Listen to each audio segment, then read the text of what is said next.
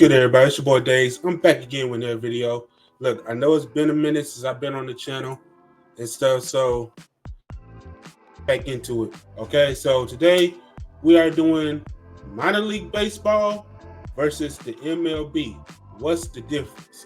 So we're gonna check a couple videos out and to see what's the difference between the MILB, the minor league baseball, and the Major League Baseball. But this video is mostly going to be about the minor leagues, okay? In my opinion, what I have to say between the minor league baseball and the MLB, my opinion is that MLB is more structured. It's got less teams, only like 30 teams in the MLB or 32 teams. Other than that, the minor league baseball has more than 32 teams and stuff. It's pretty much like 100 teams in minor league baseball. But here's the thing with minor league baseball and the MLB. In the MLB, you playing the same teams in the league. With minor league baseball, you playing a lot of teams. And here's another thing with the difference between both leagues. Minor league baseball is more longevity, okay? So yes, minor league baseball is more longevity than Major League Baseball, okay? So there's a difference. So basically, Major League Baseball is like the highest rank, but it's more standalone, standstill, pretty much like borders. Like it'll be good for about your first 10 years and stuff, or your first 5 years and stuff. So and then it gets kind of bored, you know what I'm saying? But minor league baseball, oh, I could be 50 years old and playing minor league baseball alone and still get paid. So there's a lot of things with minor league baseball, but other than that, we about to get into this video. It's called How Minor League Baseball is Organized and Baseball Explained. So let's get into it and stuff. Or Low A. Hold on. This level has the South Atlantic League and Midwest League, consisting of 14 and 16 teams, respectively. All right, let's go. For Major League Baseball, you've probably come across... My bad, people, my bad. It is showtime. Whether or not you follow Major League Baseball, you've probably come across a minor league team at some point in your life. But not a lot of people understand the structure of minor league baseball or how it is related to the majors. And that's what we're going to go over today. My name is Bobby, and this is Baseball Explained. So minor league baseball, sometimes written MILB, can be thought of as a hierarchy or ladder of baseball leagues beneath Major League Baseball. Minor league teams are almost always independently owned and operated, but have player development contracts in place with major league teams. This is why you may hear the minor leagues referred to as a farm system. Young players grow and develop in the minors until they are ready to contribute at the major league level. Yep. Before we move into how the minor leagues are organized, I want to clarify a few things. Minor league players are professional players. They all get paid, but they don't get paid much, at least. You hear that? So minor league players, okay, are professionals. All right.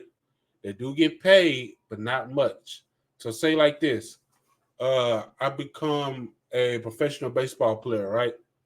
And I decide to go to the Major League Baseball.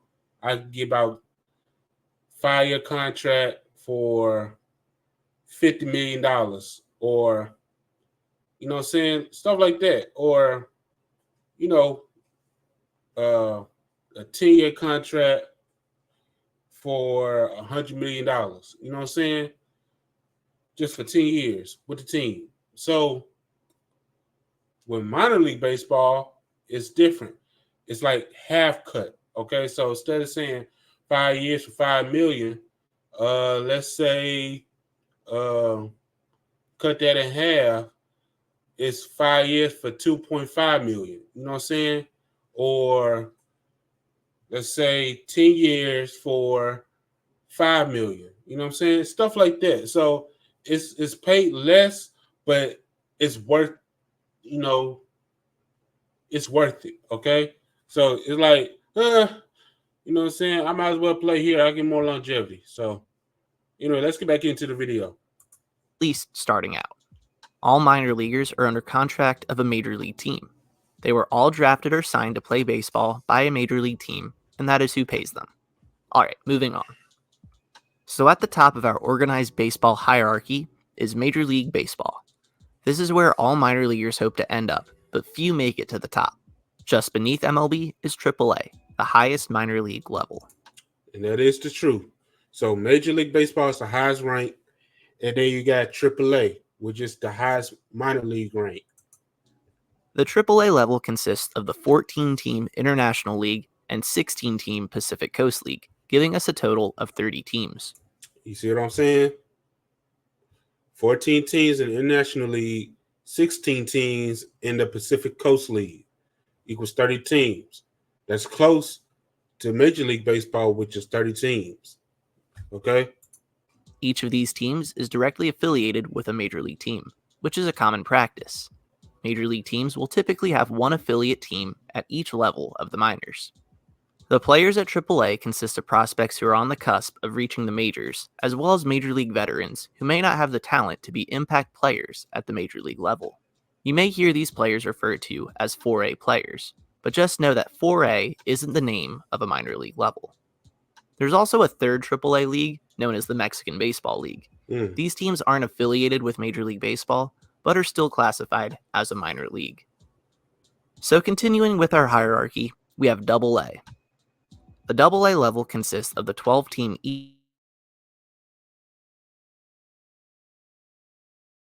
So this is AA. This is like the next level down.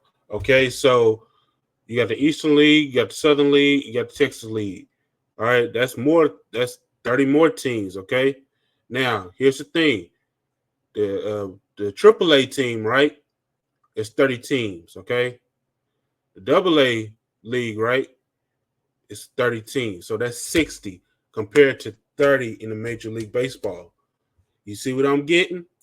So again, 30 total teams, one per MLB franchise.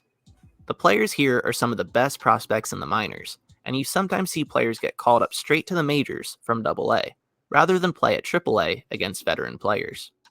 Moving on now, and we have Class A Advanced, also known as High A. This level again has 30 total teams. You see what I'm saying? Now we at High A, okay? So you got California League, you got the Carolina League, and you got a Florida State League. The Carolina League, I'm gonna tell you like this: that's a big league, just for the Carolinas. Period. They got so many baseball stadiums, like crazy. Okay, but you see where he's going. So now instead of 60 teams in the minor leagues, it's 90 teams now. 90. So do the math. 30 Major League Baseball teams or 90 minor league teams. So longevity is pretty much in the minors. Consisting of the 8-team California League, 10-team Carolina League, and 12-team Florida State League. There's not much to say about this level, except it's a bit of a junction for many players. Most players at this level have been in the minors for a couple seasons, but are still only halfway to the majors.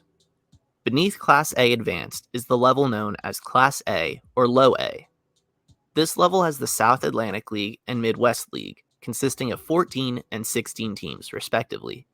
Now, all 4 levels of the minors I've mentioned so far play a full season, meaning they play games from April to the beginning of September, and each level has an affiliate team for each MLB franchise.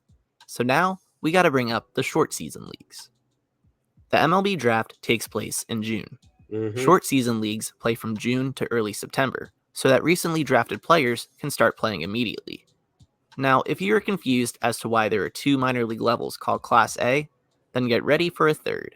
The highest level of short season ball is called Class A Short Season. So why are there 3 levels called Class A? The short answer is that over time, the various leagues at the Class A level develop different schedule lengths and gain different reputations on level of play. And I'm gonna tell you this right now: we ain't even got to the post leagues. You know what I'm saying? Like Pioneer League and the Frontier League, like post MLB leagues. We ain't even got to them yet. So That's what I'm saying. There's longevity in the minor leagues. Okay, so let's get back into the video. But the history of the minor leagues is a video for another time. So at Class A short season, you'll find the 14-team New York Penn League and 8-team Northwest League. That's only 22 teams, which means not every MLB franchise has an affiliate at this level. As far as players go, this is where you may see college draftees start their journey to the majors, though some will start at a higher level and some lower. Continuing down the ladder, we have Rookie Advanced. This is the lowest level of teams making a profit in the minors. The Appalachian League has 10 teams, and the Pioneer League has 8 teams. Again, not all MLB. Now see what I'm saying? The Pioneer League and the Appalachian League. Okay, these are the lower levels, really low. But pretty much this is post MLB. Okay, this is pretty much like I'm retired, but I want to come back. I still got it. I still got the juice, but I'm done with the MLB. This is why this type of leagues are in the low category, okay, for the MLB. All right. So, because it's pretty much the post MLB. So, yeah, let's get back into it. Just to give y'all clearance of what is, excuse me, it's pretty much give y'all clearance of how this thing works. Okay. So, yes, if you play in the Pioneer League, yes, you are playing in the post MLB league, or categorize the lowest of lowest tiers for the MLB draft class. Okay. Teams have affiliates here. In fact, between this level and Class A short season, just 8 franchises have an affiliate at both levels, while 14 have just Class A short season teams, and 8 have just Rookie Advanced teams. And now for the lowest level, the Rookie classification. We have 18 teams in the Arizona League, 17 in the Gulf Coast League, and 45 in the Dominican Summer League. Some franchises have multiple affiliates at this level, and games are free to attend. Teams in the Arizona and Gulf Coast League also play at their Major League affiliate's spring training complex, and don't have a cool team name. They're just called the GCL Pirates, for example. As for the players here, it's primarily high school draftees and young international players that teams have signed. And that's about it with the organization of minor league baseball. It may seem complicated, but for the most part, it's a straightforward ladder of progression. So that'll do it for this video. Feel free to like and share, and comment below what topics in baseball you would like to be explained. All right. So that was that league, okay? That was that video. Now we're finna get to a new video where it talks about a lot that's going on with the MLB and the minors and stuff. So bear with me, y'all. Let me get to it. I'm trying to find it. Because it's a lot that's going on.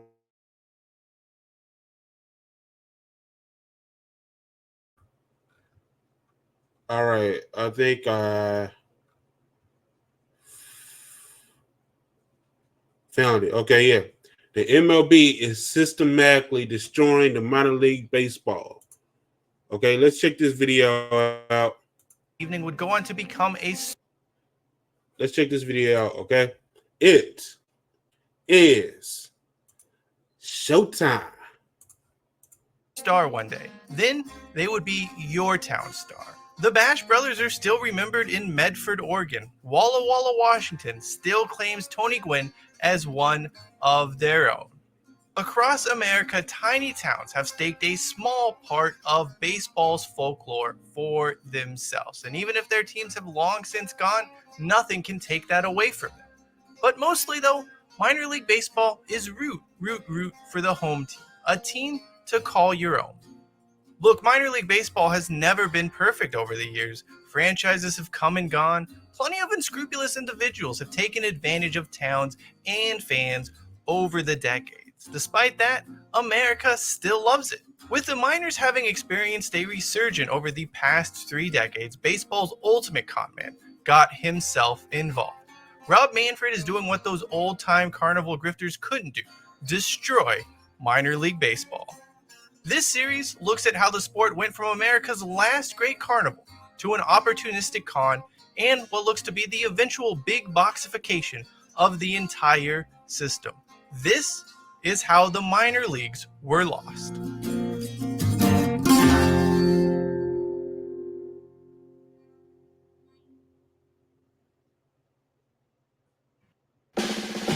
If it's worth showing off, it's worth protecting. Add tech coverage to your The downfall of minor league baseball in America can be traced back to a U.S. Supreme Court decision in 1922, Federal Baseball Club versus National League. In this case, Major League Baseball was granted special immunity from antitrust laws. This included being able to dictate terms under which every independent league did business, despite having no controlling stake in these clubs or reason to care about the leagues, apart from making sure they could never grow into serious competition. What the decision really did was establish a feudal relationship between the two bodies. The American and National Leagues allowed teams outside the realm of Major League Baseball to exist, and in turn, they should be thankful for that privilege. As the years passed, Branch Rickey would introduce the farm system structure, which eventually all MLB sides would adopt. Leagues and teams would come and go as baseball tried to figure out what exactly it needed from minor league baseball. The public's interest in this level of the sport ebbed, since they could now watch the big leagues on television from the comfort of their own home. In 1949, nearly 42 million people attended minor league baseball games from sea to shining sea, with some 448 teams populating America. The setup, however, was unsustainable. Even Willows, California, had itself a minor league baseball club. Roughly half of these sides were affiliated with a major league club. The rest were independent franchises hoping to either make money from gates, selling players on, or gaining affiliate status in the future. By 1962, the number of minor league franchises had dwindled to 134, and only 9.7 million folks paid to see games across the United States. Things were so bad down on the farm that MLB even provided the system with a $1 million bailout during the late 1950s to prevent the entire thing from collapsing. This rare act of generosity from Major League Baseball was both recognition that they had had a part in the downfall of the minor league system, as well as a realization that they did not have the time, want, desire, whatever you may call it, to rebuild the entire farm structure up from the ground. A major reorganization shortly thereafter streamlined the structure of minor league baseball, with independent clubs being limited and eventually rooted out entirely. Things during the 1960s still maintained a very formal, almost pretentious mentality that baseball alone was enough of an attraction to bring in fans. That changed during the 1970s. A desire to stand out and connect with local communities through marketing and promotions became the norm. You had a new generation of marketers and business people who drew inspiration from the likes of Bill Veeck and baseball's other colorful characters. The end result was what could best be described as America's last great carnival, an experience unlike anything baseball had ever produced. Not everyone liked it, nor was it always successful, but minor league baseball had finally found its niche. For some franchises, they found a home and fan base, and that has stuck with them through affiliate changes and, in some cases, classification changes. Rochester has been playing baseball outside the major leagues for 125 years. The Toledo Mud Hens are right behind him. Meanwhile, teams like the Arkansas Travelers, Tacoma Rainiers, and countless others have come around later, but became staples of their community nonetheless. And that is facts. That is definitely facts. In reality, though, the relationship between many cities and their minor league ball clubs is that of the traveling circus, where franchises come and go. There is some excitement and buzz early on. The novelty wears off, the team isn't very good or something else happens, and the franchise moves somewhere else and repeats the process all over again. Take Salt Lake City, for example. The current incarnation of the Salt Lake City Bees actually moved from Portland. But the city itself had a minor league side from 1970 to 1984 that would move to Calgary. That franchise eventually ended up in Albuquerque. Even some of the minor league's most iconic brands, like the Durham Bulls, have ceased to exist for periods of time. Stadium issues have always been a sore spot, and then there are owners who always seem to be characters. I suppose you need to be a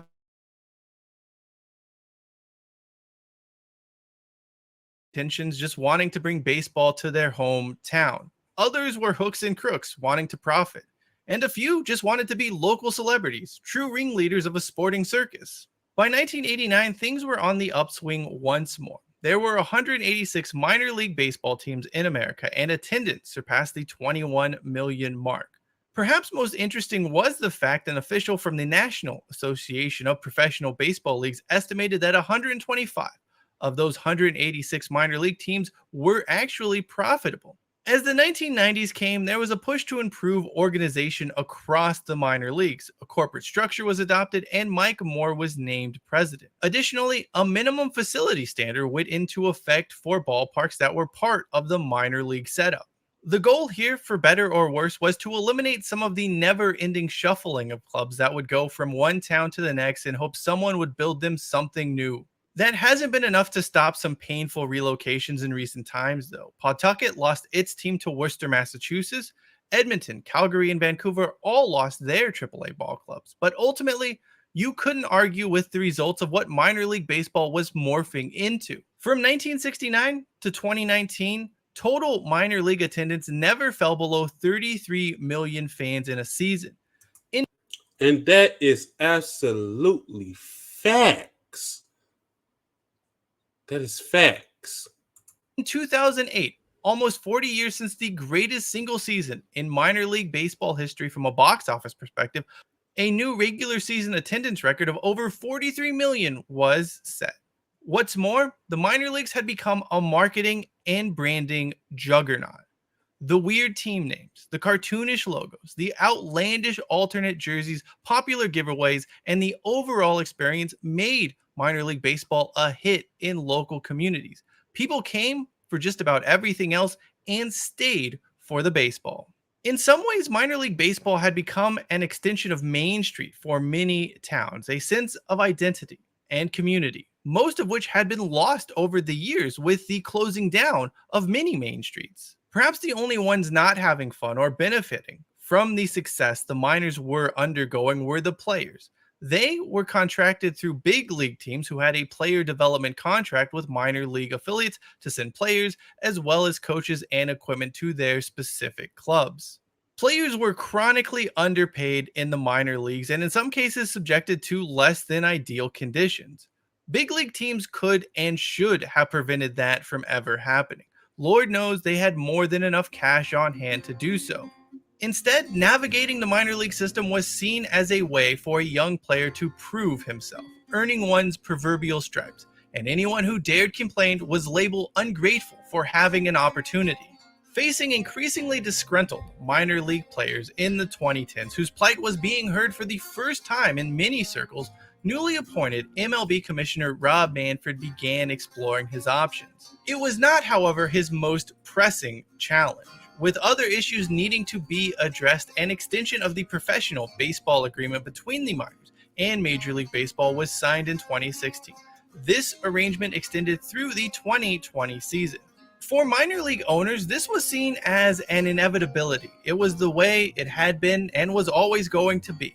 For Manfred and MLB owners, it was a way to bide their time until they had a plan in place to impose their will on the entire minor league system in a way arguably not seen since that 1922 Supreme Court ruling. Having seen the minor leagues reach unprecedented heights across the country over the last 30 years or so, Rob Manfred was going to invoke the league's golden rule. When it comes to baseball, what's ours is ours, and what's yours is ours. America's last great carnival was coming to an end simply because the MLB could end it, and they had an opportunistic con in place to do just that. And I do not like that at all. If that guy or the commissioner of the MLB wants to end the minor leagues, bro, if you're going to do that, you got to jump the minor league teams up to the major leagues. You can't. I'm just saying this for being facts. It's like this. The Arkansas Travelers, okay? If you're going to cut the Texas League out, you got to bring the Arkansas Travelers to the major leagues because of the nostalgia fact and the history fact. Okay, the Travelers been there since 1960s. Okay, so you got to bring those teams up to the major leagues. Okay, and you cannot, you cannot relocate them because of the history. You know what I'm saying? So that's why us people for the minor leagues, we got to fight and stuff because that guy, the commissioner, if he wants to do that, he wrong. Because that's why. Let's get back into the video. I'm just saying I'm glad we're looking at this MLB systematically destroying the minor league baseball because this needs to be known for a fact.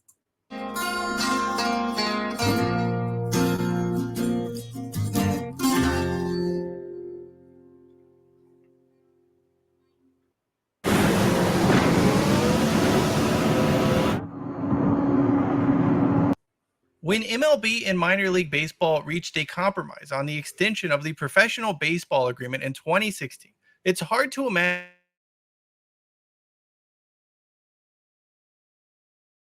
when the agreement would need to be extended once more. Most had probably assumed it would be more of the status quo, something that had persisted for decades now. Rob Manfred had other ideas, having been hit with a class action lawsuit from former minor league players that claimed they were paid less than minimum wage. He, along with baseball's owners, were working on phase one of a two-part plan that would eliminate minor league baseball as the world knew it. Instead of simply giving minor leaguers a decent living wage, MLB wanted to make it legal for them to pay less than minimum wage. That brings us to the Save America's Pastime Act, a nonsensical bill that would have allowed minor league baseball to continue to pay minor league players whatever they felt like. To make this happen, and I love that act, American Pastime Act. I love it. I love it to death. The league actually opened a Washington, D.C. lobbying office. MLB's efforts were about as subtle and nuanced as a Rob Deere swing. Rob Manfred had Congresswoman Sherry Bustos of Illinois, along with Brett Guthrie of Kentucky, introduced what was dubbed as a bipartisan bill. Bustos, though, had significant ties to Major League Baseball, with her father, Gene Callahan, being the organization's first lobbyist. If that raised eyebrows, Manfred's reasoning for the bill caused jaws to drop. According to owners, paying minor league players minimum wage would cause teams across America to fold under the weight of operating costs. MLB also forced those minor league clubs to lobby on its behalf. It all sounded very scary. The problem was that minor league owners didn't pay players at all. MLB teams did. The entire scenario was a lie. Unsurprisingly, backlash to the legislation was swift and vocal, and Save America's Pastime Act was eventually withdrawn before ever being put up for a vote. It was gone, but certainly not forgotten. Behind the scenes, MLB spent more than $2.6 million to get the legislation passed by any means necessary. That led to some political dark arts, and in 2018, the bill magically passed without so much as a mention in any congressional meetings. It was buried in an omnibus federal spending bill. We are talking about page 1967 of a 2,300-page bill. That's a big deal. Just for this. Just for the minor leagues to get paid like the MLB. That's a big bill. That's crazy. It contained little to no information apart from the fact that it was acceptable for Major League Baseball franchises to not pay overtime, assuming players made minimum wage for 40 hours a work week. No one really knew where this item came from or why it was even in the spending bill to begin with. I suppose that is what handing over $2.6 million to lobbyists gets you. And given the fraught nature of spending bill negotiations in general, it seemed unlikely anyone in Congress wanted to go to bat for minor leaguers and risk the entire thing falling apart. There was some backlash once this became public knowledge, but by and large, MLB did not care. They just went back into the bunker from whence they came and started formulating phase two of their plan to eliminate minor league baseball, with players not needing to be paid anything even remotely resembling a fair wage. The owners and Rob Manfred turned their attention to taking over minor league baseball in its entirety. With leagues, teams, owners, and staff down on the farm, having worked diligently to build something stable and profitable, Major League Baseball wanted it for its own. Everyone expected talks between Major and Minor League Baseball over the next professional baseball agreement to be difficult. It was no secret that MLB wanted minor league stadiums to make noticeable upgrades in terms of player-related facilities. The real issue on this front was that no one from Major League Baseball would tell Minor League Baseball what exactly they wanted in terms of changes. Then, in the fall of 2019, MLB dropped a bombshell. It wanted to eliminate 42 minor league teams and change other franchises' classifications. So 42 teams, they want to destroy 42 minor league teams. So the minor league is pretty much over 100 teams, like I said. So if you destroy 42 teams, that leaves them at least 58. You know what I'm saying? So why would you do that? I mean, you don't see soccer killing all those leagues and in professional soccer. You're not seeing them do that. Come on now. Don't mess up this minor league baseball, okay? Let's backtrack for a second here. A few months before this plan was unveiled, it had been secretly voted on by owners and approved by a final tally of 30-0. For MLB owners, this was the best of both worlds. It allowed them to shroud a blatant cash grab under the false pretense of player wellness. But where exactly did this idea come from before the vote? Turns out the entire plan was concocted by then Houston Astros general manager Jeff Luhnow, who presented it to Manfred. Of course, this is the same Jeff Luhnow who would go on to be banned from baseball a few months after the plans emerged publicly for empowering one of the sport's worst cheating scandals. Talks between the majors and minors went nowhere fast by the end of 2019. Minor League Baseball was still reeling from both the audacity of the plan as well as MLB's unwavering arrogance in the entire ordeal. Here's what an anonymous minor league owner told the New York Daily News' Bill Madden about negotiations. "I cannot believe the arrogance of these people. They don't care about lawsuits or anything. They think they're bulletproof. They've told us we're doing this and there's no discussion about it. And if you don't like it, we'll form our own minor leagues." That goes back to a sore point minor league baseball had from the beginning of negotiations. Every time minor league baseball asked Manfred what exactly the league wanted from clubs scheduled to be axed, there was never a clear answer. This was done very much on purpose. Major League Baseball was going to give none of those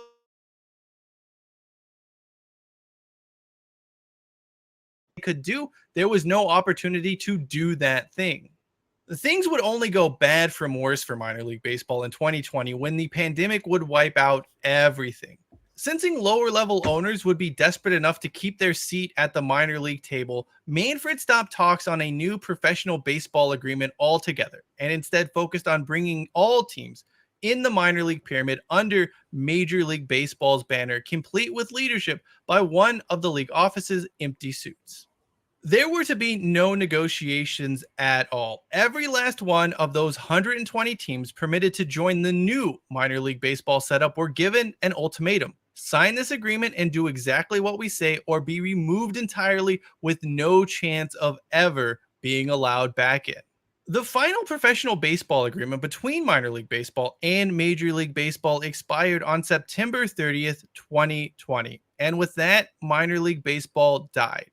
A zombified version with generic titles like AAA West would emerge before Manfred and company could eventually land the rights to use the actual league names.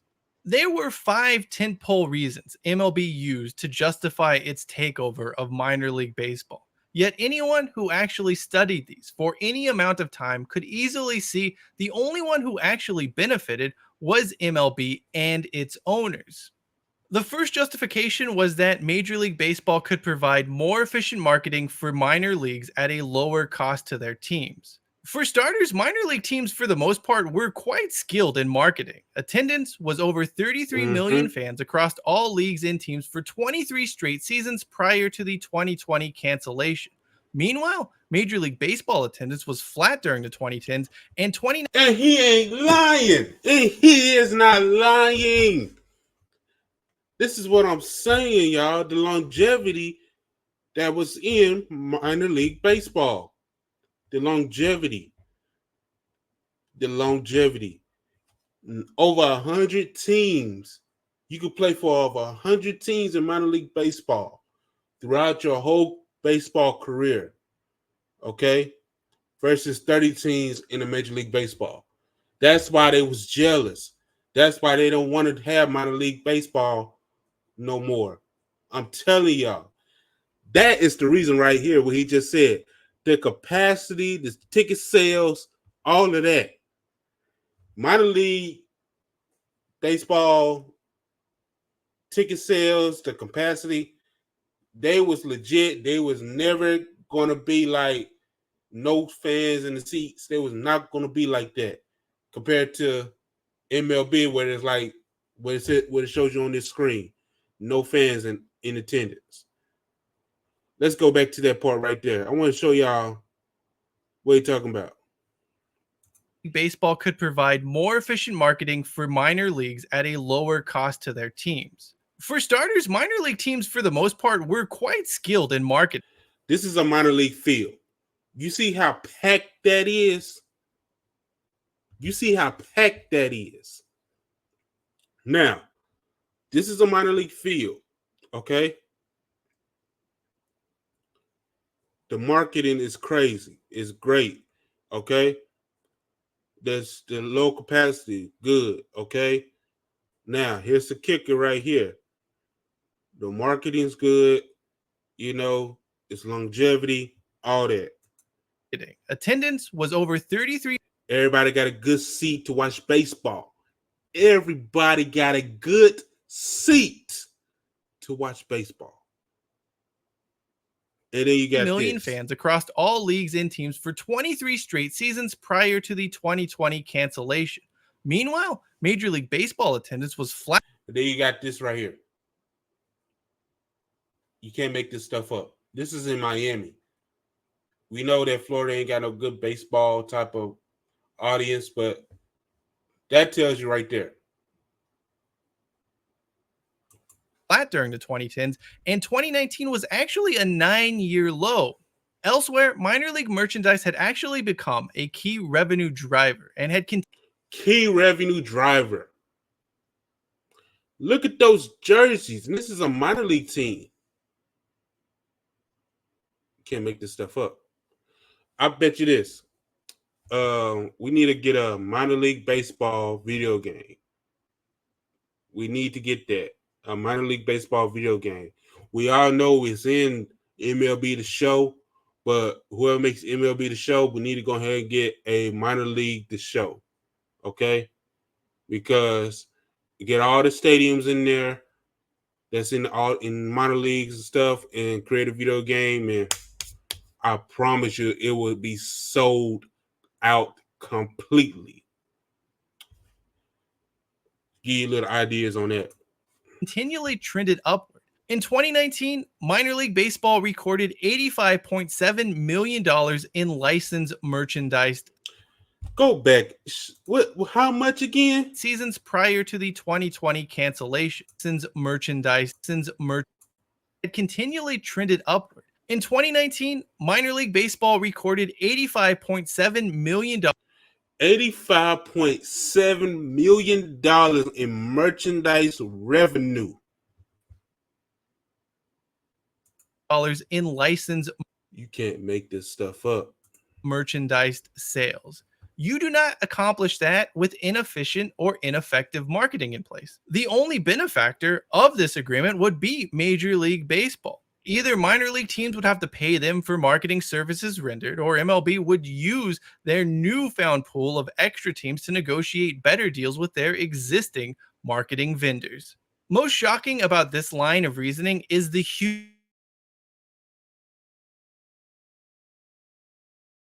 different entities where duplication of marketing services could actually be harmful.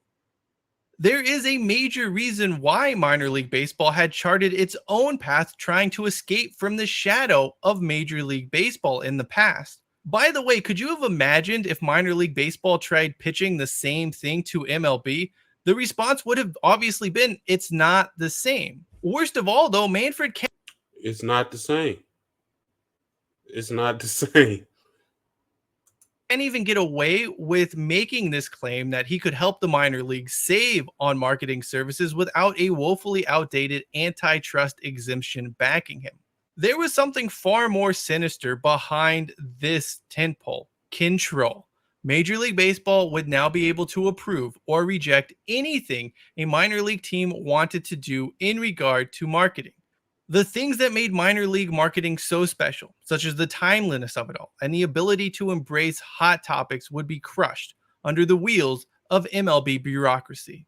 The second justification used by Major League Baseball to take over the minors was that it would allow them to pay higher salaries since they would then have fewer players on payroll. The thing is, money was never, ever the issue here. Teams could It was never the issue. It was never the issue. have easily paid their minor leaguers a living wage under the old setup. In an article on ESPN, Mina Kimes found that an extra $1 million per season per team would have doubled how much farm system players made throughout a single year. To put that in the context, the New York Mets paid $56 million to players not playing on their team in. That's why I was telling you in the last video that we watched, where like you can be in the minor leagues and take a pay cut. Like I would do 5 years for $2.5 million. I'd be straight. Or I would do 10 years for $5 million. I'd be straight. It's tough. And then get the marketing revenue, and that's gonna give me about like 12 million, or you know what I'm saying? You see the difference? Come on now. In 2023. Rob Manfred makes $17.5 million annually, not to mention all the corporate perks like private jets he certainly doesn't have to pay for out of pocket. And to do what? To swindle some guy playing single A ball out of a few $1,000s extra a season? More importantly, if MLB wanted to pay higher salaries, why did they spend $2.6 million on Washington, D.C. lobbyists over a 2-year period to ensure they wouldn't be on the hook for overtime to its minor league players? Better yet, what about all of the cost savings to be realized through the previously mentioned more efficient marketing? Eliminating teams and thus eliminating jobs was a dirty accounting technique.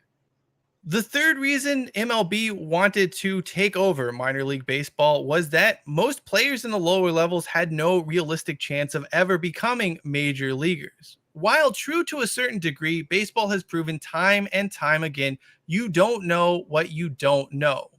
Throughout the history of the sport, prospects who had no realistic chance of ever becoming major league players would actually go on to find a place in the show. But it has nothing to do with simply the players. There are also coaches, media personnel, all types of folks involved in the sport who got their start in the minor leagues. This, though, is something that comes up in part 3 of our story, so there's no need to delve too deeply into it right now. The fourth tentpole presented by Major League Baseball as to why it was taking over the minor leagues is that it would allow it to improve the quality of facilities in many minor league ballparks. In reality, MLB franchises had been free to purchase minor league teams and work directly with municipalities on doing this in the past, and a few had actually taken up that option. However, the real question here was, why did MLB need to take over the minors to implement this policy? They weren't going to pay for the upgrades themselves and could have easily negotiated a new list of facility standards into the next professional baseball agreement. By the way, that is exactly what has gone down with the MLB minor league takeover. They didn't do a damn thing to improve the quality of facilities at minor league ballparks. They simply gave teams a list of demands and said, you're doing this or you're gone. Yeah, and it happened to my home teams, minor league baseball team, the Travelers, where they were like, look, you need to get all these amenities done, or we're not taking you part of our deal. Okay, get these things done, or you out. Pretty much, you out of the league, you out of our umbrella and stuff. And we was like, oh, and you know what I'm saying. But we got it fixed. We got it fixed a little bit, but we still trying to work things out. But we got most of it fixed where they can have about 3, 4, 5, 6, 7 seasons. So, but yeah, he's not lying about that because it actually happened in my state. So, yeah. The final piece of the puzzle as it relates to Major League Baseball taking over the minors was that it would allow it to implement geographical realignment. So it could reduce travel time and cost between minor league teams as well as their major league affiliates. While this was accomplished by and large, there are still some wild and curious exceptions that make little to no sense. Perhaps no decision was more head-scratching than Fresno's demotion from AAA to Single A, despite having built a AAA stadium that was newer than the one found in Sacramento and a location that was closer to Oakland than Las Vegas, closer to Los Angeles than Salt Lake and Oklahoma City, and closer to San Diego than El Paso. There are reasons for those decisions having been made, but it simply is another example that no MLB franchise was going to be inconvenienced by minor league reorganization. If a team wanted to keep an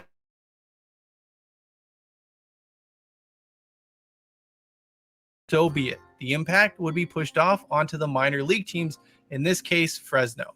Sure, Major League Baseball threw some cash their way to try and make up for their troubles, but the Grizzlies owners were also pretty much threatened at gunpoint over the very existence of their team. Either take this money and willingly go to Single A, or fight us in court and get shut out of baseball entirely.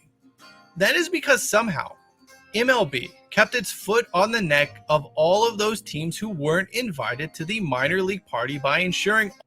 And see, this is the my team, the Travelers.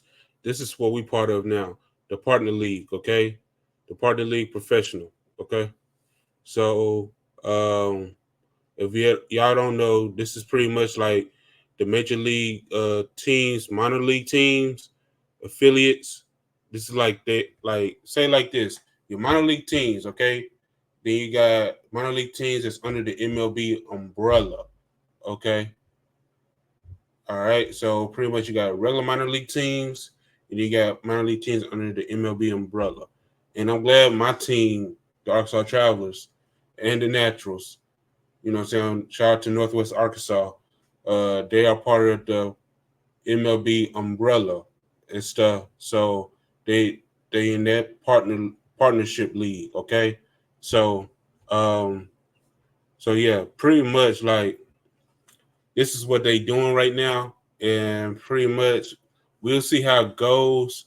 But like I say, they is really trying, y'all. They trying their best to kill minor league baseball. All major independence leagues. Like you see the Frontier League, that is really a post MLB league, and that, like you say, is an official partner league of the Major League Baseball because it's pretty much like your post MLB league. So had MLB partner league affiliation. Even if they weren't directly involved, the forever watchful eye of Manfred and his cronies would be monitoring things, essentially now waiting to see if those independent leagues can build something of value worth stealing down the road. In the meantime, the entire sport of baseball has lost, not just in the sense of losing towns and teams and being a poorer place overall. There's been the loss of potential future stars, managers, staff, and fans. A loss at the grassroots level of the game where creativity and passion flourished. A loss of community. In part 3 of our series, we examine the lost world of baseball. yep, bankrupt or selling. Imagine baseball without John Smoltz or Mike Piazza, without Ken Griffey Sr. and in turn Ken Griffey Jr. The New York Yankees core 4 shrinks to a core 1 because Andy Pettitte, Jorge Posada, and Mariano Rivera never make it to the show. It's not just players, however. Managers and front office personnel are never given a chance to hone their craft. Kids in small towns across the country never get to see baseball up close and opt never to pursue the sport. Play-by-play announcers and media members lose valuable reps outside major market spotlights. The lost world of baseball would be a vast, expansive space. And now, with Major League Baseball's destruction of the minor leagues, those hypotheticals and what-ifs will become a reality in the years to come. Baseball owners were unified in their desire to shrink the minor leagues, but the entire premise of the concept was sold on false pretenses. When Houston Astros general manager Jeff Luhnow pitched the idea of a revamped minor league structure, it was done so in a disingenuous fashion that contained two key points to get everyone on board. The first point was that teams were much better at scouting and player development today than previously. There was no longer a need for these large farm systems. They were just unnecessary. That, of course, was an extremely self-serving point. While some franchises, such as Luhnow's Houston Astros and the Baltimore Orioles, have built streamlined player development and scouting operations, those were also created via massive, multi-year tanking endeavors. It also ignored the reality that there are numerous MLB franchises that would still benefit from quantity over quality in regards to prospects. That being said, no Major League Baseball general manager could come out and say that fact without looking incompetent in front of their boss. That leans into the second point of Luhnow's proposal to trim the minor leagues, the cost savings. Fewer teams meant less money spent. Even after handing out raises to those players remaining down on the farm, owners would most likely be better off financially. At the very least, all of those complaints about minor league wages would become a thing of the past without needing to actually increase expenditure. Luhnow, for his part, knew exactly the trap he was springing to the entire league. It had everything to do with eliminating competition. The fewer lottery tickets a team had down on the farm, the less likely they were to hit on one. That played to the strength of franchises like his Houston Astros, which had robust scouting and player development techniques.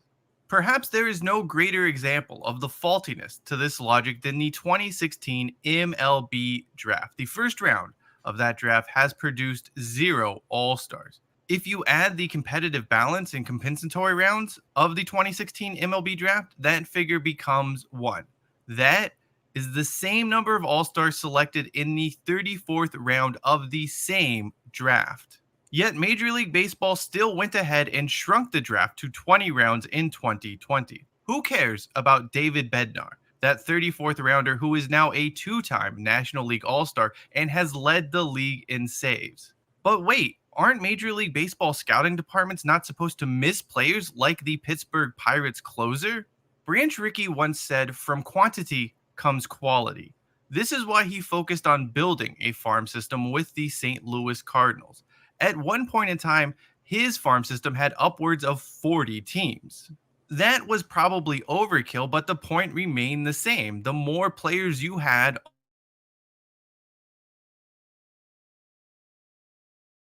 find a quality player. It also recognized something important about the sport. Development of a baseball player has never been linear or even logical. It's really a numbers game, and the more lottery tickets you have, the better chance you have of winning. This is something that has proven to be true throughout the history of baseball, and losing the minor leagues means a lost world of baseball. Eliminating teams and reducing roster spots has had a knock-on effect. It cuts opportunities.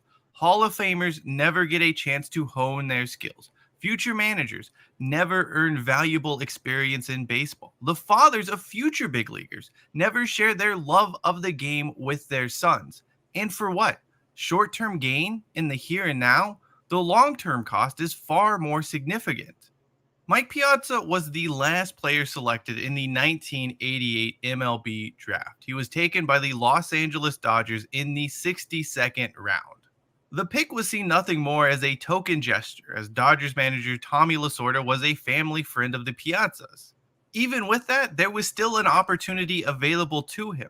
We all know Piazza would reinvent himself in the minors as a catcher and eventually become a Hall of Famer. Kenny Rogers, Mark Burley, and Dallas Braden all threw perfect games despite being drafted after the 20th round. In today's minor league setup, it's highly dubious that any of these pitchers would even get the opportunity in the minor leagues to show a team what they could do. For Rodgers and Burley, that means teams would lose multiple-time All-Stars. In the 1990 MLB draft, the New York Yankees selected Andy Pettitte in the 22nd round and Jorge Posada in the 24th round. The team had also signed Mariano Rivera as an amateur free agent a while back. But in today's baseball, these fringe prospects would have likely been squeezed out by a limited number of roster spots teams now have for minor league players. Meanwhile, two of the best relievers in San Francisco Giants history were late round draft picks. Sergio Romo was taken in the 28th round, and Rob Nin was a 32nd round selection. Is that franchise better off having neither of these pitchers? Then there's the story of Ken Griffey Sr., who was picked in the 29th round of the 1969 Major League Baseball draft. If he never gets that opportunity to play ball and eventually prove, despite his low round draft pick status, that he was actually a big league caliber player, his son never spends his childhood growing up around the major leagues and dreaming of following in his father's footsteps. The sport not only loses a really good player in Griffey Sr., but a generational talent in his son, Ken Griffey Jr. There are countless other players who share similar stories to those mentioned, but it's not just on the field where these losses are felt. Mike Shildt never even made it to the minors as a player, but his years down on the farm allowed him to ascend into a major league manager. Without the minor leagues, Joe Madden and Buck Showalter may never get an opportunity to learn what it takes to be a manager. And that is only scratching the surface. How many coaches have influenced players at all levels of the minor leagues? The instruction and support here are simply lost in MLB's restructuring. Then you have other elements of the game, maybe things you haven't necessarily thought about.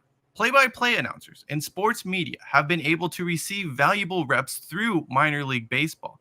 Without it, there is no Jason Benetti, who learned how to call a sport by serving as play-by-play announcer for the Syracuse Chiefs. Dave Fleming worked for the Visalia Oaks and Pawtucket Red Sox before eventually landing at ESPN. Even someone like legendary wrestling announcer Tony Schiavone can trace their origins back to minor league baseball. Then you have individuals like ESPN's Ryan McGee, who spent a summer interning with the Asheville Tourists right after college. While that team may still be in existence right now, many of those same doors are closed. Voices championing the sport are no longer being developed and simply don't have the opportunity to do so anymore. Perhaps the biggest thing that baseball has lost here with the whittling down of the minors are those working behind the scenes to make it all possible. Those who love the sport to its core.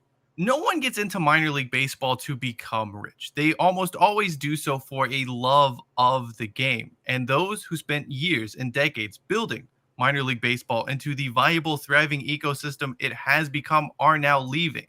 Ballpark Digest has mentioned several times the minor league brain drain that's now being seen. Those who come up with the quirky promotions and campaigns are moving on to different pastures anew. Those who spent countless hours making baseball accessible to legions of fans across the previous decades and throughout the country are simply not there anymore. The issue with those making decisions on minor league reform are individuals who have never really spent time down on the farm. They came from business school or PhD programs and see baseball as a math equation or theory. Their computations don't factor in the unintended consequences. And I hate people like that, man. Do not get into no business if you don't know about the business. If you're not used to baseball in general, like, you know what I'm saying? Don't go into like a business about the NBA if you don't know nothing about basketball and you ain't got the love for basketball. Do not do that. Okay? If you want to be part of a business prospect and stuff, like say like I want to be part of a business of Walmart because I got love for Walmart. Now I remember when Walmart was a grocery store and all like that. Cool.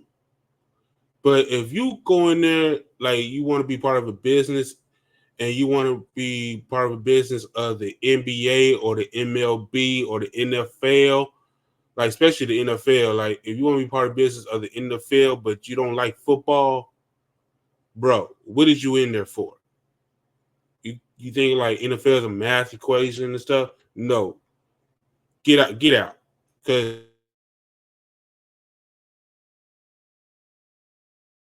part of a business of a sports organization, you got to have love for that sport. Okay, that's in general. Of their actions.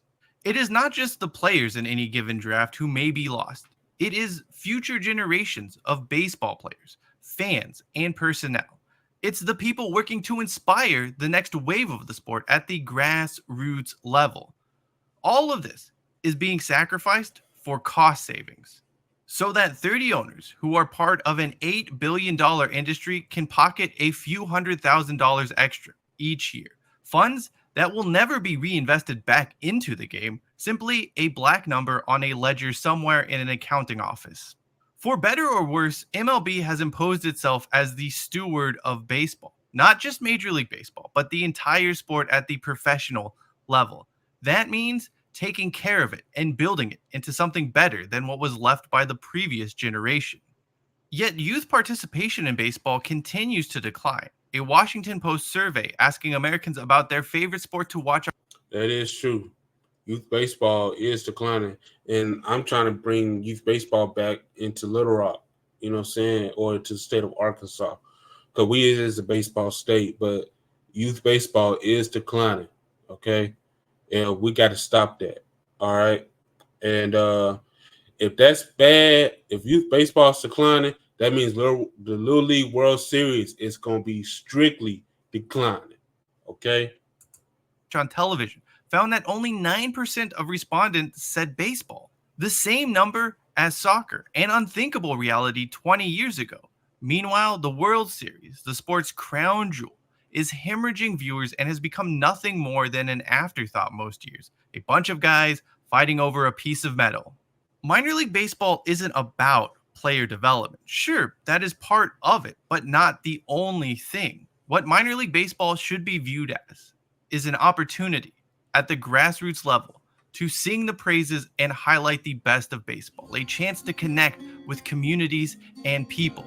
Who cares if the majority of minor league players don't have a chance of reaching the show? They are developing something perhaps more important than that, the next generation of the sport. MLB owners and front offices, though, they don't recognize this. They only see the numbers, the cash. Paying minor leaguers a fair wage should have been seen as an investment in baseball and, crucially, the sport's tomorrow. Instead, those leading Major League Baseball have shirked at that responsibility. They are not stewards of baseball. They are strip miners, extracting every last bit of value from the sport and leaving nothing in this destructive wake. While Major League Baseball was focusing on shrinking the minor leagues and reducing its footprint in favor of profits, more changes were happening behind the scenes as part of its takeover of minor league baseball. The biggest impact of all of this is one most folks probably aren't even aware of. A little publicized operational rule change implemented by MLB changed ownership guidelines. Not only had America lost minor league baseball, but any avenues to reclaiming it were being shut off. In the final part of our series, we explore how Rob Manfred and MLB are turning minor league baseball into nothing more than a hollow corporation, the baseball equivalent to a big box store, hellbent on closing the sporting equivalent of Main Street.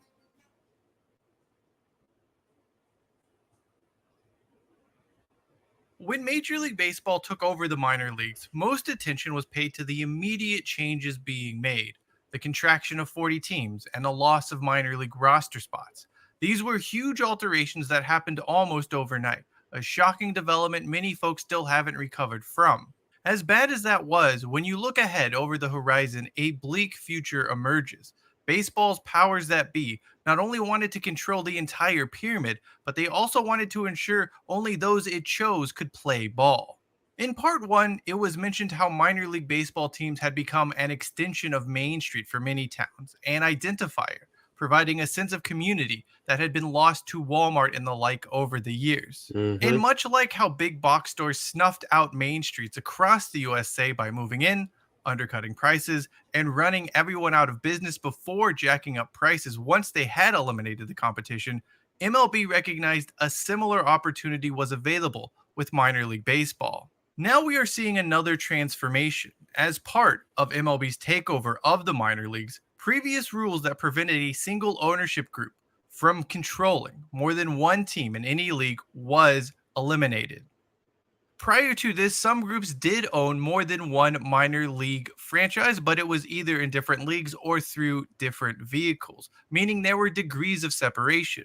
For example, Manhattan Capital owned the Reno Aces, Louisville Bats, and Bowling Green Hot Rods, although they have since divested from the latter two teams. Then there was the Gold Clang Group, who spent nearly 30 years buying and selling various minor league franchises. See, this is what we're doing right now. Like a lot of businesses or groups are owning minor league teams now. So just to keep it, just pretty much the new structure they trying to do. So, like I say, my team in my state, the teams that are in my state, the Northwest Arkansas Naturals and the Arkansas Travelers are under the MLB umbrella. These the other umbrellas that's going on, okay? Like Gold Clan Group, that's another umbrella.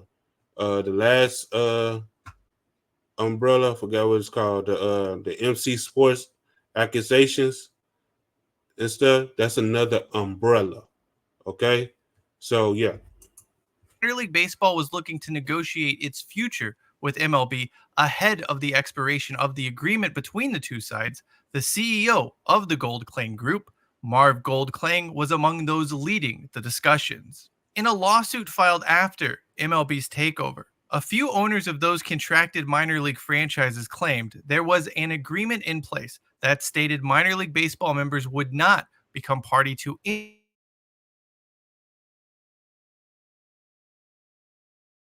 or club. That, of course, didn't happen. Many believe Gold Clang was the reason why. You see, he also has connections to Major League Baseball as part owner of the New York Yankees. One of the more curious decisions in the entire minor league baseball reorganization was the St. Paul Saints, a Gold Clang-owned franchise that went from independent ball to AAA, with the Twins picking up the bill for the move. Mm-hmm. Simultaneously, Gold Clang was urging those teams who had been invited to participate in the new minor league setup to sign up. Even if there is no evidence of quid pro quo taking place, something fishy seemed afoot.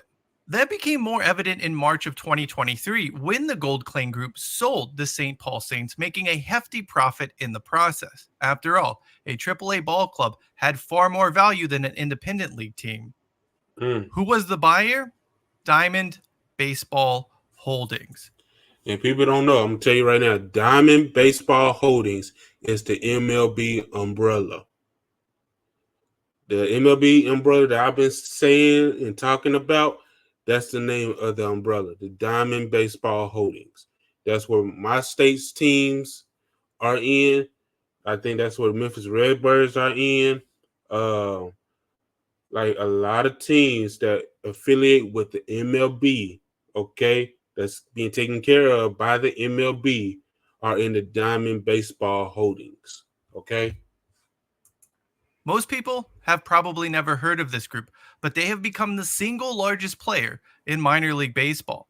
At the time of this video, DBH has acquired 29 minor league baseball franchises since 2021. And while that total is staggering in its own right, it does not tell the entire story. Diamond Baseball Holdings was originally launched by Endeavor, the group perhaps best known in the sports world for owning the UFC and WWE. And I love Endeavor. Mwah! I love them. I love them. TKO, UFC, WWE.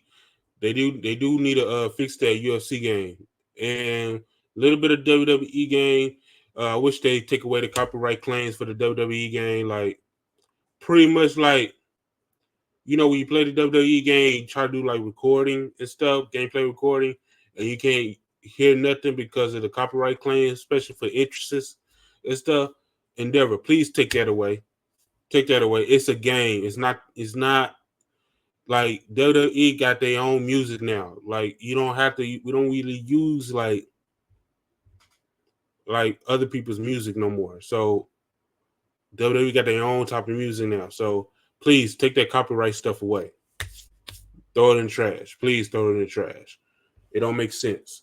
But UFC, all I can say is please give us press conferences in the video games and stuff. and post conferences in the video games and stuff, like pre-match conferences, pre-match weigh-ins, and post-match conferences. Please get that in UFC.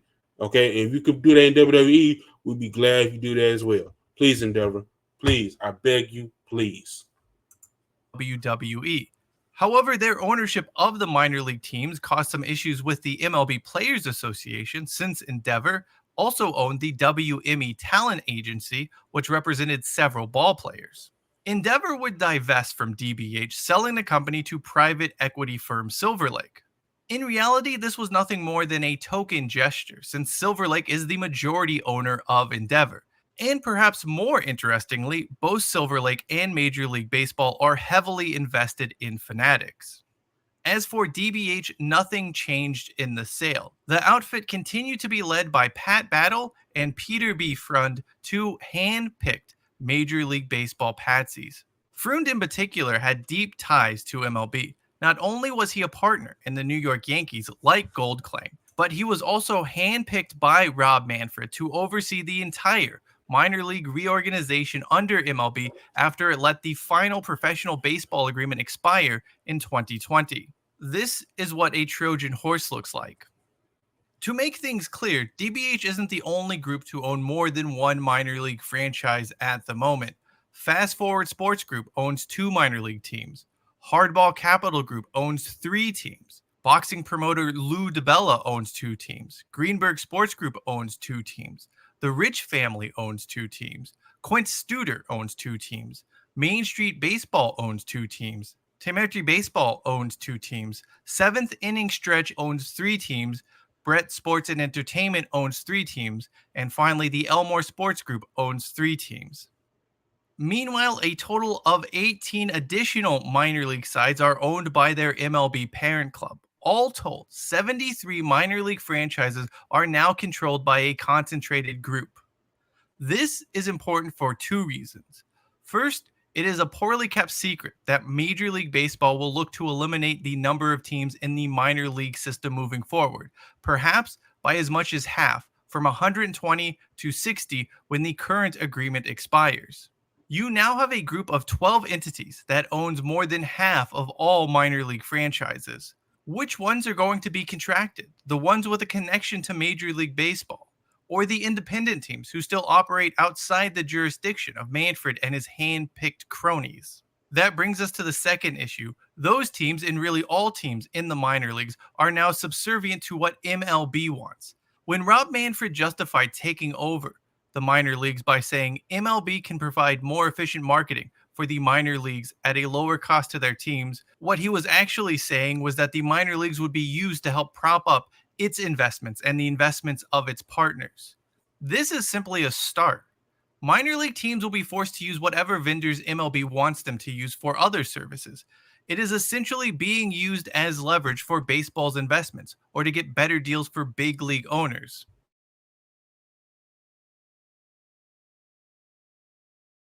Fun of their jobs has been reduced by MLB imposed restrictions. For example, now all promotions must be approved by Major League Baseball.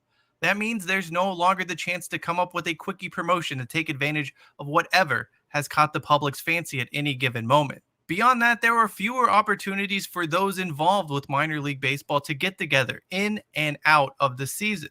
The elimination of league offices has made it difficult for those operating minor league ball clubs to get their questions answered by someone who knows what they're talking about.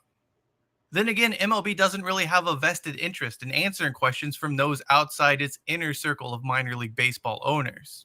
You will notice that every time Diamond Baseball Holdings buys a new minor league ball club, the outgoing owners say some version of the same thing, that DBH is locally focused and committed to being local. That, of course, is the same thing Walmart, Home Depot, and other big box stores said when they started moving into those medium and small sized towns across America. They were committed to the local community, and they wanted to coexist with existing businesses. They then proceeded to drive those businesses out of town, and when that happened, they raised their prices, creating a monopoly. This is something now painfully playing out across minor league baseball. Right now, Diamond Baseball Holdings is playing nice with everyone because they have to. But over time, as that newness wears off, things will change. Corporations like this don't operate locally or individually. That's not efficient. Every team must operate the same way, and once that is done, they will start stripping away anything deemed unnecessary while increasing prices across the board and trying to extract every last dollar from fans. There will also be contentiousness over stadiums and facilities. Diamond Baseball Holdings may be saying things now about its commitment to the cities, but all of these agreements with towns across America expire in 2031. There have already been rumblings in places such as Everett over what the MLB is demanding from cities in order to retain their teams. There's no loyalty here.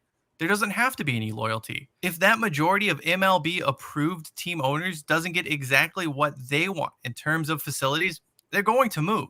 And they will do so in the shadiest way possible, by never entering into good faith negotiations. They will instead provide a list of demands late in the process and then giving the city an ultimatum. Either do this or lose your team. We know that is exactly what will happen because this is the playbook MLB used to take over minor league baseball in 2020. The goal is to strip mine the lower leagues for every last ounce of value that it can have for itself and its partners, which have been handpicked to own minor league ball clubs. It's a monopoly within a monopoly, a cartel shaking down towns and fans in the name of sport. Major League Baseball wants to have its cake and eat it too. If the organization doesn't want to maintain the minor leagues, it could easily go back to the old days where teams were independent of big league ball clubs. MLB could hold itself a 5 to 10 round draft, maintain rosters of 45 to 50 players, and have those not on the active roster partake in simulated games and drills in Arizona and Florida, something which baseball's analytics brigade believes is far more valuable anyway. After all, they've already come out and said they don't need all these minor league teams and they don't need all of these minor league roster spots. If that's the case, let those teams outside of the baseball pyramid sign whatever players are left, develop them, and, if they become good enough, post them similarly to how the Nippon Professional Baseball League does, or the Korean Baseball Organization does. Of course, doing that would require a massive court battle to topple MLB's horrendously unfair monopoly, whose tentacles extend from Washington, D.C. lobbyists to big box minor league franchises from Scranton to San Jose and Albuquerque to Altoona. We began this story with the Federal Baseball Club vs. National League U.S. Supreme Court decision in 1922. In that ruling, MLB was granted special immunity from antitrust laws, which allowed them to buy any player from a non-affiliated baseball team for a flat $5,000. It's time to undo that unfair, monopolistic decision and empower minor league baseball to chart its own course for the future. The grassroots of America's pastime should be far more than a cog in a machine that is Major League Baseball. It should be a place where the sport flourishes, a place where people who love baseball can share that passion with future generations, a place that simply isn't a line item on a profit and loss balance sheet. Baseball has historically been championed as America's pastime. Given the treatment of the minor leagues and sport as a whole by Major League Baseball, that concept feels as if it has been left in the past, and those leading baseball are out of time to fix it. That was a good video. Yeah, that was a real good video. I did enjoy it. I think I got room for one more video and stuff. Hopefully, let's see, let me find it real quick. It ain't hard to find.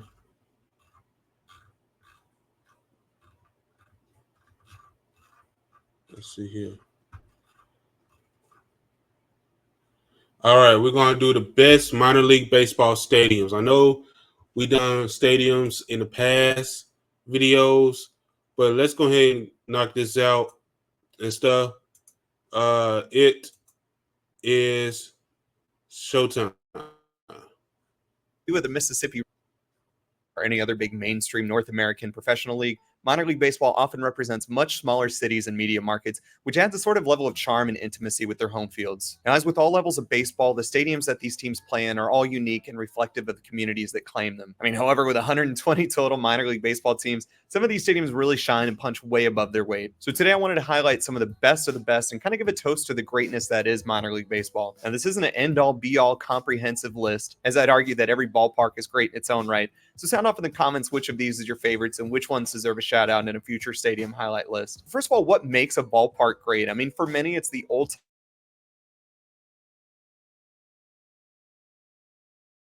ballparks of old. Got to look no further than McCormick Field, home of the Asheville Tourists. Now, this stadium famously was a filming location for the movie Bull Durham, which is actually my all-time favorite baseball movie. Kind of makes me nostalgic for a time frame that I never lived in. Like, I was not a child of the 80s. I was not born in that decade. But every time I watch this movie, I just get so nostalgic for that old-time baseball, small town, tiny market kind of era of baseball. And McCormick Field really sort of encapsulates that perfectly. This team's been playing here for 100 years. I mean, 1924 was the first year that McCormick Field saw action. And so this ballpark really just kind of feels like a timestamp of that era. And it is a nice field, though. I ain't gonna lie to you. For that small. Encapsulating 100 years of timeless baseball memories. I mean, just an awesome stadium. This is so high on my list of stadiums that I want to go visit. And it's kind of a nice segue into saying I have not been to all the stadiums we're going to talk about here today. I've only been to a fraction of them. But researching some of these ballparks has put them very high on my list of places I want to go visit. And the same can be said as well for Jackie Robinson Ballpark in Daytona, Florida. Terrible. This stadium is terrible. I get it's on this list, but it's terrible.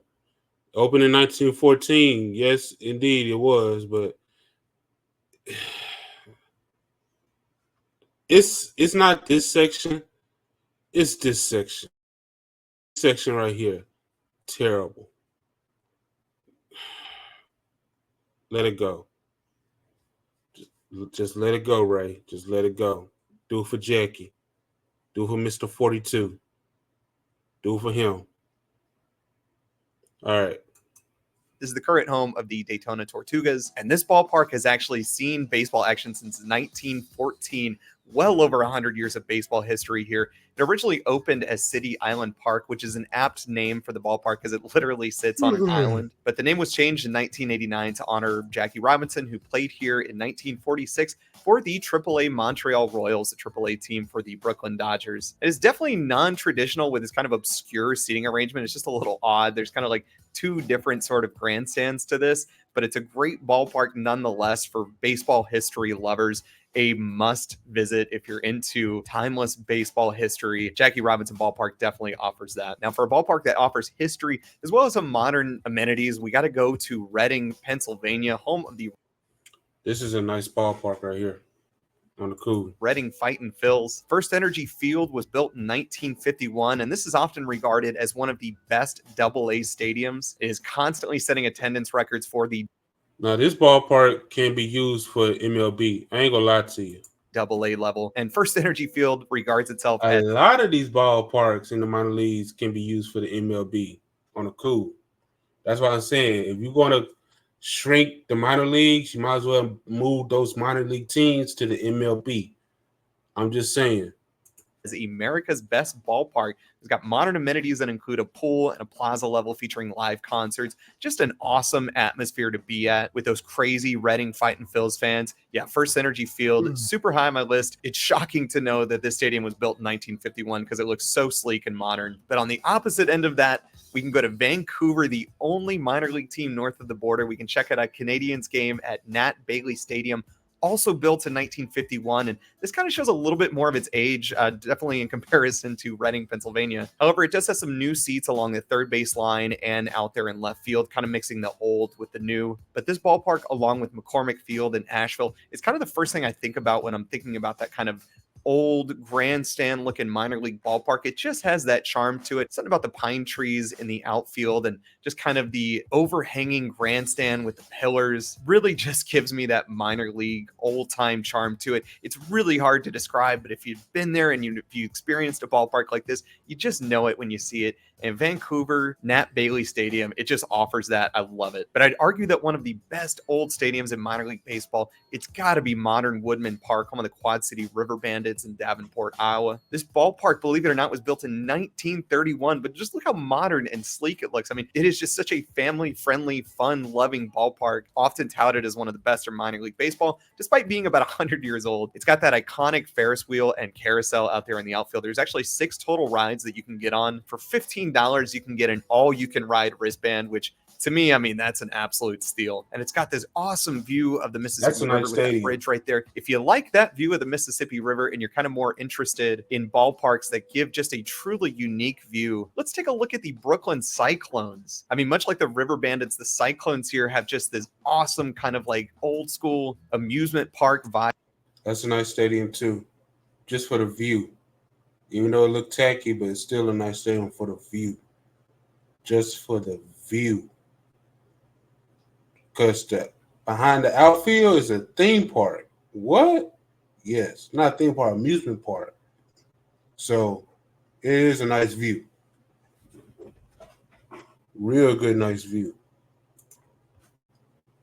Going on in the outfield, which makes sense because this is Coney Island that this ballpark sits right next to, and the Cyclones are actually named after that coaster out there in left field, the Cyclone. Just an absolutely iconic coaster, as well as the parachute jump out there in right field. Even though it's defunct, they have no plans of tearing that down just because of what an iconic landmark that it is. Just an absolutely sick environment to go see a Brooklyn Cyclones game. And if you like coasters in the outfield, we got to talk about the Altoona Curve at People's Natural Gas Field, an all-time banger of a ballpark, just in the beautiful hill. Yeah, and that is a banger of a ballpark. I ain't gonna lie to you. Hills of central Pennsylvania. That's the Skyliner coaster that you can get on during a game. But if we're talking about unique views at a ball game, we got to take a look at the Salt Lake Bees at Smith's Ballpark. The Salt Lake Bees are just... Yep, the Salt Lake Bees, beautiful ballpark. That is a beautiful ballpark. Given this incredible view of the Wasatch Mountains over there in Salt Lake City. Just such an intimidating look. Look at that. Tell me that's not MLB territory. I mean, tell me that's not MLB qualification. Come on, y'all.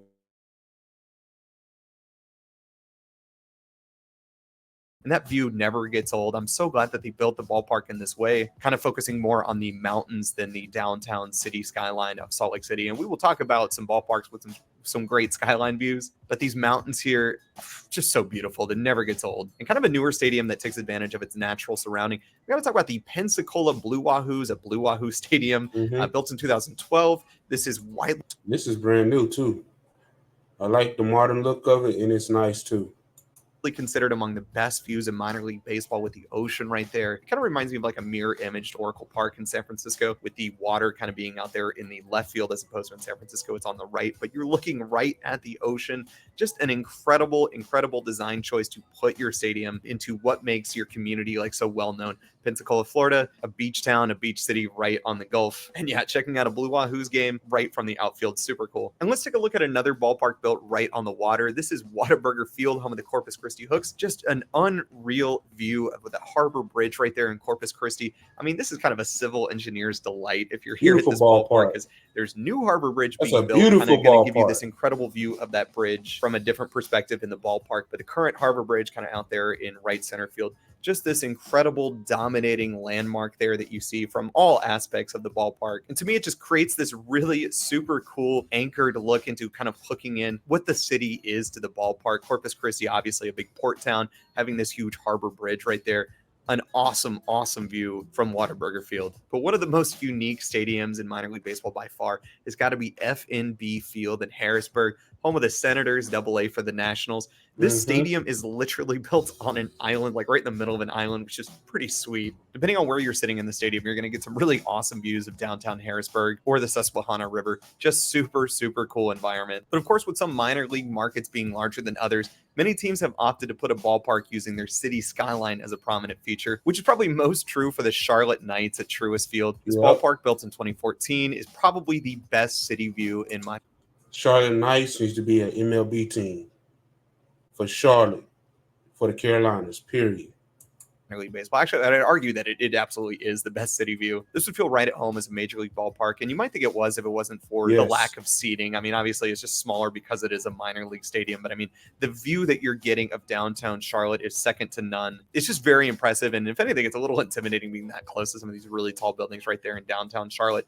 An unreal stadium with Truist Field. And I'd say the same is true for the Columbus Clippers, AAA for the Cleveland Guardians. Huntington Park offers this view of downtown Columbus, which really has a relatively unknown skyline for those living outside of Ohio. But Huntington Park here in downtown Columbus really lets that skyline shine. A very vibrant city right there in central Ohio. And Huntington Park really makes this look like an attractive place that people would want to go visit. And the same can be said for the Indianapolis Indians at Victory Field. This is the AAA affiliate for the Pirates, so you're kind of noticing a trend. Most of these downtown views are AAA teams just because most of them play in bigger cities, kind of a larger market here that allow for that downtown view. And yeah, Indianapolis is killing it here. The JW Marriott kind of dominates the skyline view over there from left field. But I mean, I can't imagine a cooler place to watch a minor league baseball game. This kind of gives me vibes of the Sky Dome in Toronto, having that hotel right there in center field. Just super cool way to take in a game. And yeah, that hotel right there is just awesome. Indianapolis is killing it. And let's take a look at one more AAA stadium here. This is the Sacramento River Cats. Just this awesome view of one of the most iconic bridges in the country, the bright yellow tower bridge.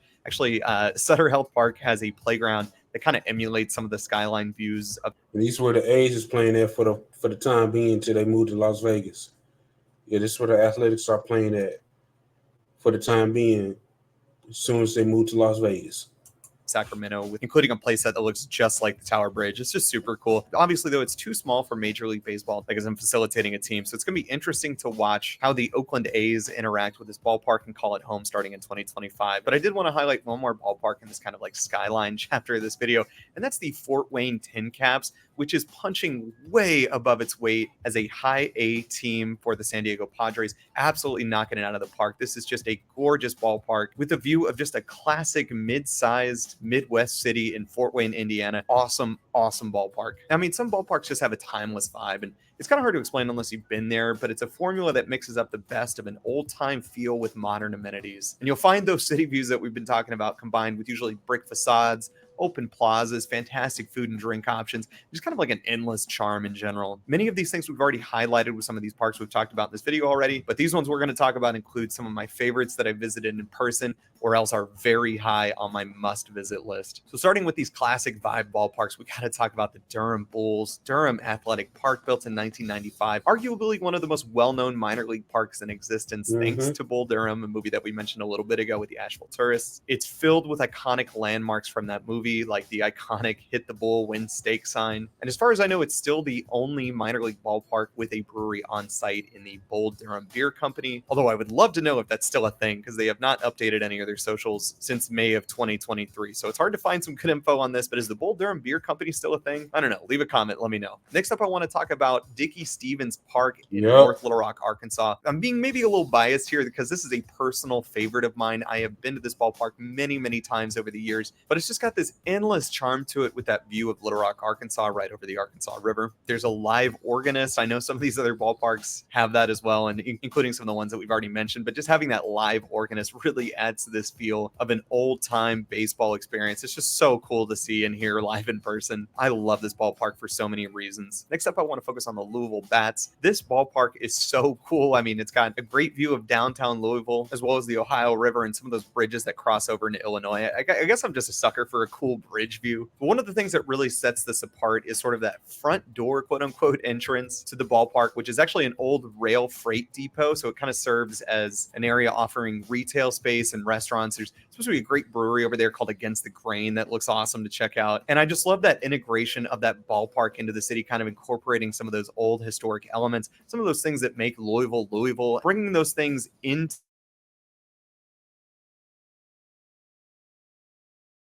one of the reasons why the Memphis Redbirds at AutoZone Park is so high on my list of great ballparks in minor league baseball. That home plate entrance in downtown, it truly is one of the best in all of baseball. It's just super cool when you can be in a downtown area, hanging out with your buddies, drinking a beer, exploring some of the history, and then just walk right up to the home plate entrance on the next block, having these ballparks built into the fabric of the city that aren't out in just some suburb surrounded by parking. There's some cities that just do it right, and Memphis is definitely one of those. And I would argue that the Tulsa Drillers at One OK Field also do this fantastic as well. And I mean, I often dunk on Tulsa for how they sort of like choked off their downtown with interstates, but they really built this ballpark right. I mean, it's right smack dab in the historic Greenwood district. There's tons of bars. There's history around every corner. And this is just an awesome place to take in a game. Change the name. This is not One OK Field. This is One pretty excellent field, I would say. Another really well-known ballpark is the Isotopes Ballpark. This is also called Rio Grande Credit Union Field, which is a big mouthful, but basically this is the home of the Albuquerque Isotopes, which is a place that really just knows how to have fun. I mean, there's Simpson statues and references around the ballpark because this was kind of named after a Simpsons reference to begin with. So it's kind of like a quirky ballpark, and it kind of keeps that vibe. With like even the center field dimensions are just weird and quirky. I know we've already said quirky, but this really just kind of does feel like one of those super unique, super charming, really weird ballparks, and I mean that in the best way possible. The Albuquerque Isotopes, great place. I would absolutely love to see a game here someday. Probably one of the more unique ballparks we're going to talk about on this list today is Frisco Field in Frisco, Texas. This is home of the Frisco Rough Riders. It's definitely different from the rest of these on this kind of classic feel ballparks because it's built to look more like a pavilion style, especially on the concourse. It's kind of got these like separate pavilion buildings that sort of surround the concourse. It's a very interesting look, but I really like it just for that, just kind of being like unique and different. It's got a lazy river out there in the outfield, which you really can't go wrong with something like that. Another shout out to the Toledo Mud Hens at Fifth Third Field, which is just weird to say. It's one of the weirdest. I know it's named after a bank, but it's just a terrible name, I got to be honest. But the ballpark itself, again, punching very much above its weight in kind of mid-sized Toledo, Ohio. We could have also put this in ballparks that have a great city view, but I just love the kind of vibe that this gives. It was built in 2002, and it really just holds that kind of like classic ballpark feel to it, where it's just built so well into the city that it surrounds. I just love this ballpark. And many cities have embraced these ballparks as more than just a host for baseball, because they serve as a community anchor point that lets people gather to relax, socialize, and just have fun. And as newer parks are built, teams seek to keep the fan experience at the highest priority. And while most ballparks offer a little bit of something for everyone,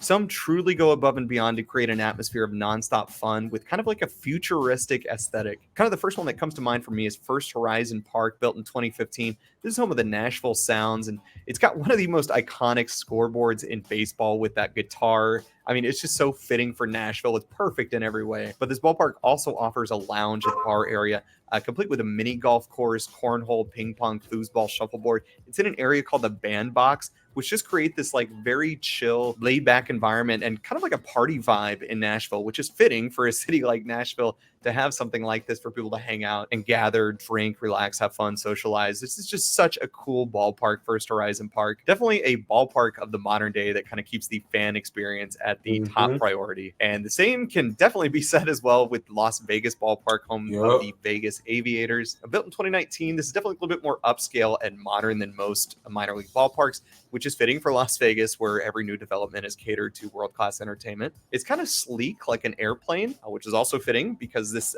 the ownership of the Vegas Aviators is the Howard Hughes Corporation, the very famous aviator and film director. Las Vegas Ballpark has luxury suites. It's got club seats, a pool, and it's got seats with breathable mesh material to combat the heat, which is essential in Southern Nevada. Now, a ballpark that's kind of stripped down a little bit from some of the glitz and glamour of Nashville and Vegas is actually in Wichita, Kansas. This is Riverfront Stadium, home to the AA affiliate of the Minnesota Twins. This ballpark was built in 2021, and it's got a great view of downtown Wichita. It's got a unique emphasis on artwork. Kind of everywhere you go in the stadium, you can see like original art pieces that just look really sleek and neat, and oftentimes pertain both to the city of Wichita and the state of Kansas as a whole. Just a very clean, modern ballpark that was built for the fan experience first, and it's gorgeous. Wichita did a great job with this, as well as fellow Texas League team Amarillo with Hodgetown in 2019 when this was built. First of all, just one of the coolest ballpark names in all of baseball. That literally the ballpark is called Hodgetown, and I just got it's super cool. It's got this massive Art Deco exterior, which is just absolutely gorgeous. It's right here in smack dab center of downtown Amarillo, Texas, and they did a fantastic job at incorporating this into the facade, the design of downtown Amarillo. Just a really cool stadium that's doing a lot of favors for the great and proud city of Amarillo, Texas. Yeah. I definitely want to get out here to this stadium someday. Another great AA stadium here is Duncan Park, one of the Hartford Yard Goats, which first of all is just one of the coolest names in minor league baseball. This is definitely one of the coolest designs and names in all of MILB. And Duncan Park is considered to be among one of the most fun stadiums. It's located right in the smack dab center of downtown Hartford. It's a beautiful looking ballpark that's just an absolute fan favorite. And yeah, it's complete with an actual petting zoo with goats. I mean, amazing. Another ballpark high on my list to visit is Southwest University Park, home of the El Paso Chihuahuas. This is AAA for the San Diego Padres, which is a step above the team that I work for, the AA San Antonio Missions for the San Diego Padres. Yeah, the El Paso Chihuahuas play right in the middle of El Paso, Texas. It's probably the only ballpark that you can look at. And in fact, I will say that on record, it is the only minor league ballpark that you can visit where you can sit and look into a whole other country. Depending on where you're sitting, you can look down into Mexico, which is just really cool. I love the view of the mountains that you get in this ballpark as well. I mean, there's just nothing like a West Texas sunset. They're just built different. It's hard to explain, but you'll get that in El Paso at a Chihuahuas game. And you'll also get a ton of fun and entertainment. Big Dog House right there kind of out in center field is sort of the benchmark for entertainment in this ballpark. It is 4 stories of bars and retail, complete, of course, with the whoop.